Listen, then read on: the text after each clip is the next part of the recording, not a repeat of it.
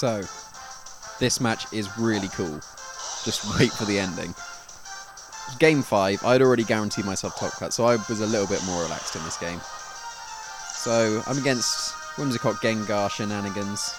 He's going to lead with Blaziken instead of the Gengar, which is probably better for me, because I can go for my flying type Skydrop with my Thundurus, but he's just going to double protect, which is a smart move, because he can see if there's anything for me to or for him to encore. He gets the speed boost with Blaziken. He's definitely faster with the Thundurus. I'm pretty sure he knew that I was a choice band Thundurus before he ends the match, so that would have influenced his decisions probably. But here's the speed boost. He's now faster than my Thundurus, and because I wasn't really thinking that much about the match, I don't protect my Venusaur from this fairly obvious Fake Tears and Overheat. I didn't think about that. I was a bit too relaxed, and I just go down in one hit. Which is, it's not every day you knock out a Mega Venusaur in one hit unless you're a Salamence or something. But here, I'm going to get my Skydrop off this time, and this Blaziken is definitely going down next turn because of my choice bandedness. So here, bring in Heatran. Definitely the thing that will threaten the Whimsicott the most. He's just going to protect. There's not really any reason for him not to. There we go. I'm going to Heat Wave. There was no point in me subbing or anything like that, because he could have just encored me. So down goes the Blaziken from the Skydrop. And I'm just going to get a Heat Wave into this Protect, which won't do anything. So now in comes the Gengar. So here, he's slower. He knows that he's going to be slower, because I'm pretty sure he knows my Thundurus set. I'm max speed. I outspeed this Gengar. He's got to protect the Gengar to get the speed boost, so he'll outspeed the Thundurus. So that means I can Skydrop this Whimsicott instead, because he was definitely protecting. He's going to Moonblast for some damage onto my Thundurus. Not that much damage, but it's 2-hit KO. I wasn't expecting that. But up goes the Whimsicott.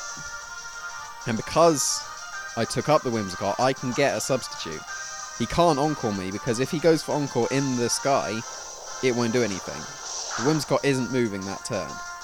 So I get the free sub, even though I was against a Whimsicott, which is quite unusual. Down comes the Whimsicott. Shadow Ball's broken my sub.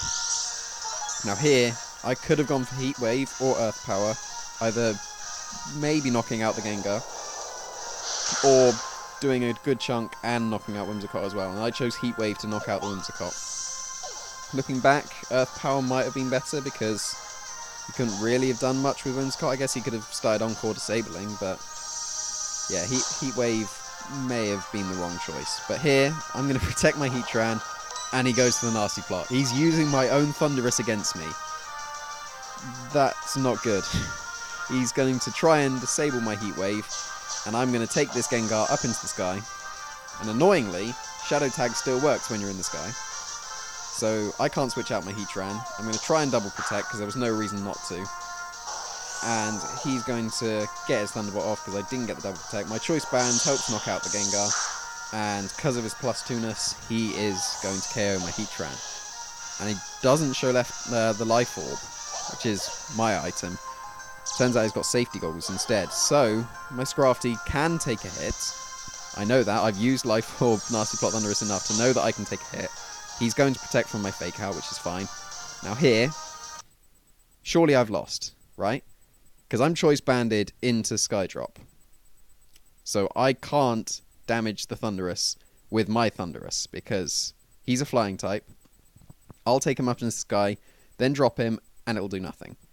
So surely I've lost here, right? Because Scrafty can't one-on-one a +2 Thundurus. Here is the weirdest win condition you will ever see. I need to win a speed tie with my Thundurus, then lose a speed tie with my Thundurus. Because then, if I take him up into the sky before he attacks my Scrafty, he won't be able to attack that turn. If he wins the speed tie while in the sky, he won't be attacking that turn. So I've got to keep winning and losing a speed tie. So here, I win the speed tie. His Thundurus isn't moving this turn. Next turn, he needs to lose the speed tie. So I've actually got a chance in this match, even though I'm choice banding Skydrop. But he loses that speed tie, and he gets the Thunderbolt off on Scrafty. So here, if I'd have Drain Punched, I would have had another chance to knock out this Thundurus. I do just over half with the knockoff, but because knockoff will now be weakened, it won't get it. So I've got to drain punch it. Win the speed tie again. If I lose the speed tie here, I can still win. But I win the speed tie again, and he knocks out my Scrafty. So now, surely, I've lost. I still haven't lost.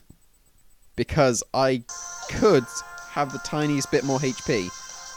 So I could actually win on timer if I still keep winning and losing a speed tie. This is the weirdest situation I'd ever been in. And I'd win and lose the speed tie there. But then he wins the speed tie, it was going to happen, and he knocks out my Thunderous. I couldn't be mad at that. But wouldn't it have been cool if I'd have pulled that off? If I would have won the speed tie and lost it just 2 times, I could have won. If I'd have drain punched the first turn where I knocked off the Thunderous, I would have had another shot at it, but I didn't know. I thought 2 knockoffs would get it, but it didn't look like it. But when do you ever win 4 speed ties in a row for the loss? Like, that is just crazy. I was talking about this so much after the match. It was so cool. I didn't really care that I'd lost because it was a really awesome match, and I'd already top cut. But that was crazy. So 4-1 in Swiss. On to top cut.